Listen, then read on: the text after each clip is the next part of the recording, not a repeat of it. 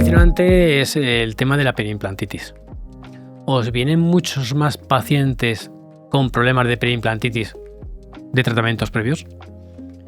Sí, quizás sí, ¿no? La periimplantitis es una auténtica pandemia en la actualidad y sobre todo ya no es el propio tratamiento de la periimplantitis a consecuencia quizás de lo poco conservador que se ha sido en muchas ocasiones con los dientes y del gran número de implantes que se han colocado y también de cómo se hacía y sin culpar a nadie, ¿no?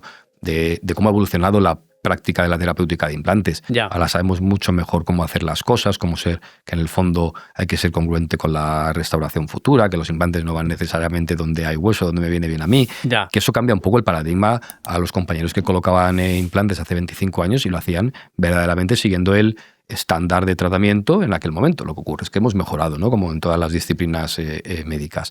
Pues como decía, estos problemas de periimplantitis también han hecho que se hagan más frecuentes la necesidad de procedimientos de cirugía reconstructiva, porque en muchas ocasiones estas periimplantitis, pues desgraciadamente no las podemos tratar, bien porque el grado de pérdida de soporte que presenta el implante sea muy grande, ya tenemos que empezar a pensar en explantar y plantearnos procedimientos de grandes cirugías reconstructivas, regeneraciones óseas en ocasiones verticales, etcétera, colocar implantes de nuevo, planes de tratamiento que se van más allá del año y medio.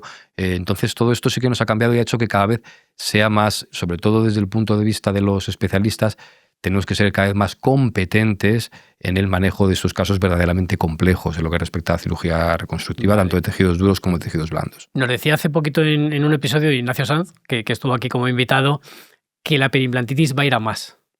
¿Tú también lo ves así?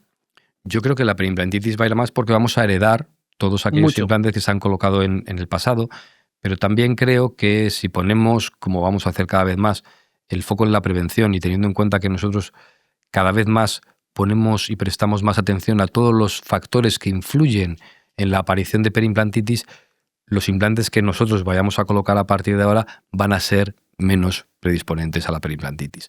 ¿Con esto qué quiero decir?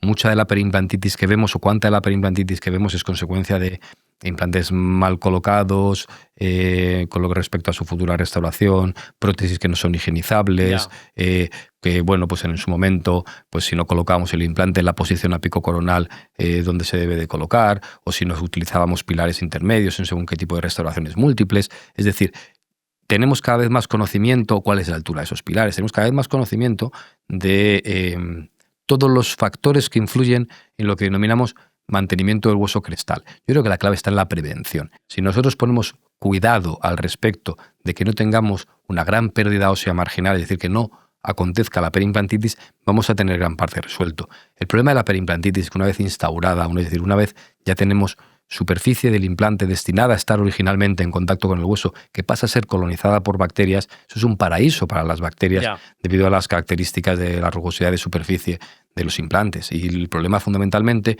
en mi opinión, en la cual o por la cual en la actualidad prácticamente el tratamiento de la periimplantitis es flipping a coin, casi es lanzar una moneda al aire, es porque no sabemos cómo descontaminar adecuadamente los implantes. Ese es el caballo de batalla. En mi opinión, para las ya instauradas. Pero si, como decía, ponemos el foco en la prevención, si intentamos evitar que acontezcan, tendremos mucho ganado. ¿El paciente se sorprende de tener periimplantitis? ¿A él le ha llegado el mensaje de un implante es para toda la vida, tienes que hacer mantenimiento, pero esta es una solución, digamos, para toda la vida y casi te olvidas? Quizás sí en el pasado. De nuevo, también igual que nosotros mejoramos como profesionales, la información, la educación que reciben los pacientes es cada vez mejor. ¿Vale? Entonces yo creo que sí que, pues quizás en la práctica de la terapéutica de implantes de hace 20 años, incluso el propio profesional era el primero que le decía, o también en según qué franquicias, cadenas, esto es para toda la vida, no te garantía, preocupes, que esto ya está. No te preocupes, etcétera, etcétera. Y eso alimentaba esa creencia. Sin embargo, las labores que hacemos en los últimos tiempos o que llevamos a cabo en los últimos tiempos, incluso en materia de divulgación, ya le han empezado a darse cuenta al paciente de que no es así, ¿no?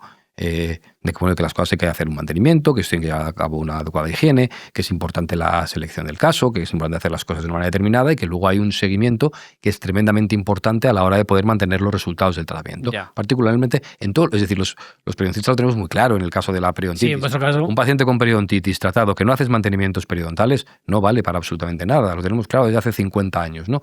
Esto lo hemos tenido que incorporar también al mundo de los implantes. Es decir, si queremos mantener los resultados de nuestra terapéutica de implantes, tenemos que incluir a nuestros pacientes en un programa de terapéutica perimplantaria de mantenimiento, por decirlo así. ¿Es lo más difícil de cara al paciente concienciarle de que hace falta ese mantenimiento?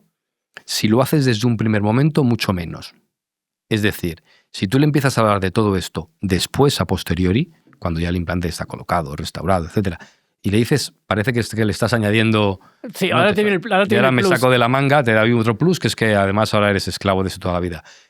Puede ser que si lo haces así, sí. Si, sin embargo, desde la primera visita tú le hablas de que hay diferentes fases de tratamiento y que hay una última, que es importante, que es crucial, que es el mantenimiento, el paciente ya lo sabe desde el minuto 1.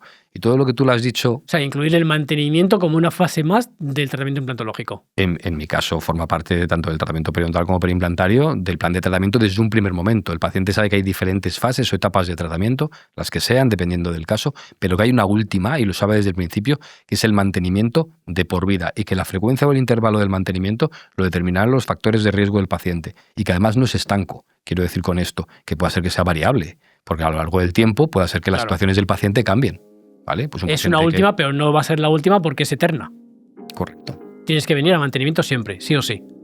Y ese mensaje tiene que calar. Claro.